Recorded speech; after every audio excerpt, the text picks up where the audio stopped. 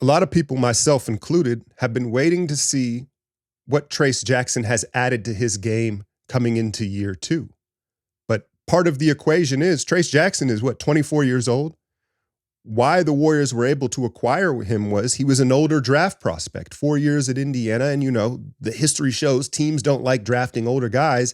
And so I think there's a little bit of the thought like maybe he kind of is what he is. And that was the deal with the 55th pick. Last night against this young Pistons team, he kind of popped, right? He kind of popped.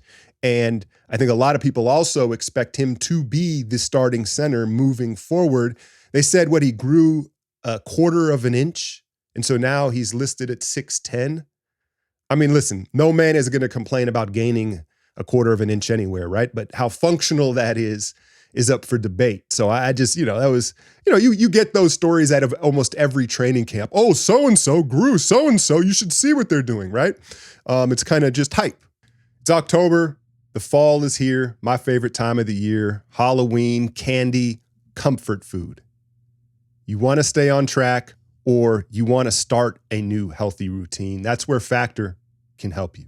Fresh, never frozen food delivered directly to your doorstep, all dietitian approved. If I could tell my younger self one thing about diet and nutrition, it would be that convenience is king. You can come up with all the routines and things you think you're going to do, but can you sustain it? Is it convenient? And the convenience allows the sustainability. And again, Factor, 2 minutes, you're ready to go. They've got Gourmet Plus, Protein Plus, Chef's Choice, Smart Cow, over 32 different flavors to choose from each week. So head over to factor75.com or click the link in the description and use the code ALCHEMY for 50% off your first box at Factor. That's factor75.com. Use the code ALCHEMY and you'll get 50% off that first box, plus an additional 20% off next month's orders. But Trayce, let's be perfectly honest, is limited offensively. However, I think he started to flash the passing that we saw a lot of at Indiana last night, and you saw that two-man game with he and Melton, and he makes the right pass. We know he's got these huge mitts, and so I think that enables him to, we haven't seen it yet, but wrap around passes and, swing passes without having to kind of gather the ball up. And so I think that that's an untapped part of his game offensively. He's never going to be a guy you give the ball and you're like, okay, go get a bucket, right? And what I noticed was when you watched another 20-plus turnover game, which, probably going to have to get used to. 20 is too much, right? I'm not expecting a 10 turnover game, but you got to keep it at like 15 or something, right? But Trayce and Melton in this two-man game, and they connected on 4 or 5 lobs. Not that they were super precise. They're still working on their chemistry. But one thing that I'd like to see from Trayce is he wants the lob every time, right? When Trayce rolls or he's in the dunker spot, he's always like, hey, up, I want it up, which his teammates need to understand that. But what he also has to understand is the rest of the league understands that. And so sometimes it's got to be that pocket bounce pass. And the problem is when you're always like loading up and looking to go up, you don't get wide and you don't give yourself a pocket for that bounce pass. Where like Looney's never looking for the lob, right? So he's always boxing out and being wide and he's looking for the bounce pass. And so I just think that moving forward, there should be times where Trayce gets wide, doesn't look for the verticality, and he just gets the bounce pass and can finish from there. But the shot blocking, right? The shot blocking, you see him communicating, timing, coming over from the weak side. My favorite play was actually, there was a transition play where he was trailing and he veered off his guy and sold out to the corner and contested a 3. For your 5 guy in the modern NBA to contest the 3-point line, I think is vital, right? But all that said, I think that people are giving up on Looney too soon. I can't tell you how many comments I've read where it's like, hey, Looney's got to get up out of here. Like Looney, and listen, last year, I'd probably share in your sentiment. Like it looked bad for him. It was a bad year for Looney. We know he's in a contract year. He's come in great shape. Kevon Looney is 28 years old, right? And I understand the argument of, well, his body is 48. I know that, but he's not reliant on verticality or quickness or twitch, right? He can probably sustain, if he can stay in shape, this amount of mobility for a whole nother contract, right? And I was joking in today's breakdown. I was like, Looney has entered his OG era, and you're seeing him dig down and poke at the ball. He has all the tricks in the book, and he has a ton of experience in big games. He knows the players in the league. And now that he's back to moving better, up and down and laterally, maybe we can get some switching out of him. But that midi looks pure. We've seen it, I think, in every preseason game now where he just comes off, short roll to the nail, and he pops the midi, right? And so to add that, if he can add that as well as every now and then take a three ball, I think we're going to have a hard time getting him to take the three initially when he's up at the top. It's such an instinct for him to turn and look for a handoff.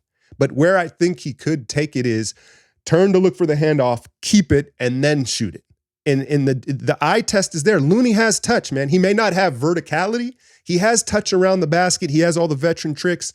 And so it's a two-headed monster at the 5 spot right now. You imagine, what I would guess is Kerr will switch the starting lineups dependent on the matchup. And if it's more of a bruiser, then Looney might get that start. If they need more athleticism, Trayce will get it. And so I don't give up on Loon. I think he can have another 3-4 years of being very effective if he can stay in shape and he can start to expand his offensive game and take that jump shot that we know he can make. All that said, I'm not going to sit here and say we don't need another big man, right? We need another big man. And you heard Kerr say we've got 12 rotation guys. This is the deepest team that maybe I've ever been on here at Golden State or coached in Golden State.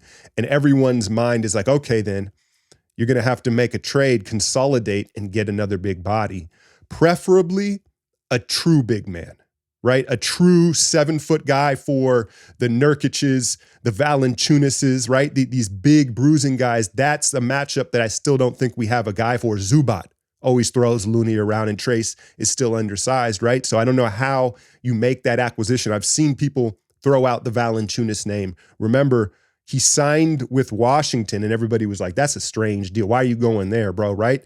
And the theory behind it is Washington signed him to trade him.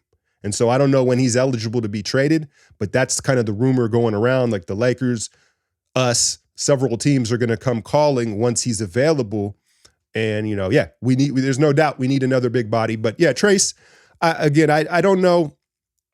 Offensively, he still leaves a lot to be desired as far as just finishing dynamically. I know I've talked about it a ton. It's kind of like a running joke amongst the patrons, is like the one-handed thing. He wants to go up with 2 hands every time. That certainly limits him.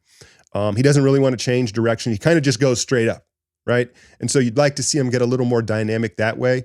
And maybe Melton can help that. The two-man game they're working, because Melton gets downhill.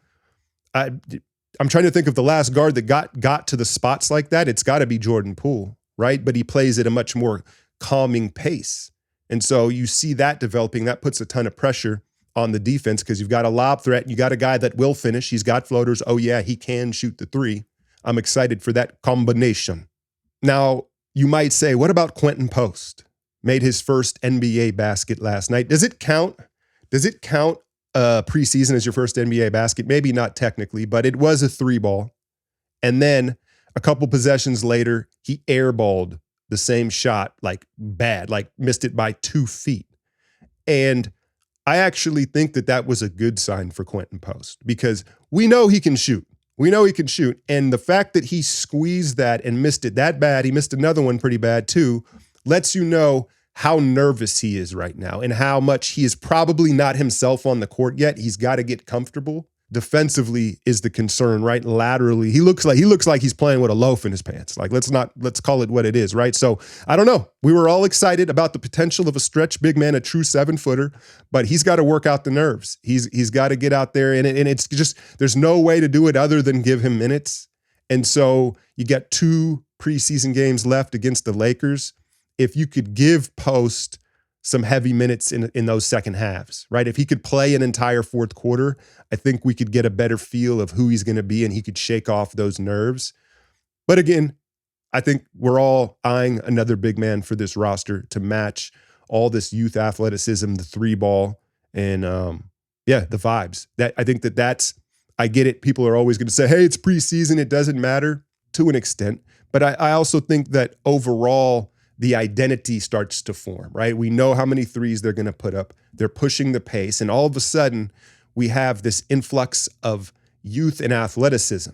And we're winning 50-50 balls. We're getting up and down the court. There are extra efforts. And then maybe most importantly, it seems like the guys are having fun doing it. Everybody wants to be there, and everybody likes the way that they're playing and sharing the ball.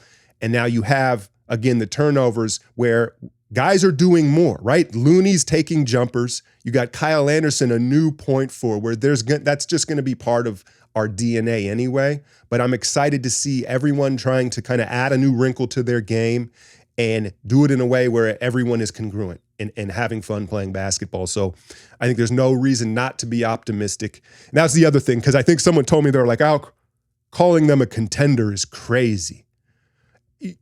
What does contender mean to you? You're right. In a sense of, hey, are they like a top 3 or 4 team as far as to win the NBA Finals? No. I should rephrase it into being a contender in the West.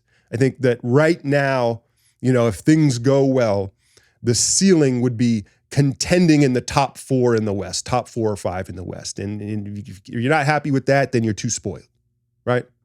Anyway, let me know if you have a big man out there on the market that you'd like to see them try to acquire and maybe how you do it. Hit that like, share, and subscribe. I'm out, y'all.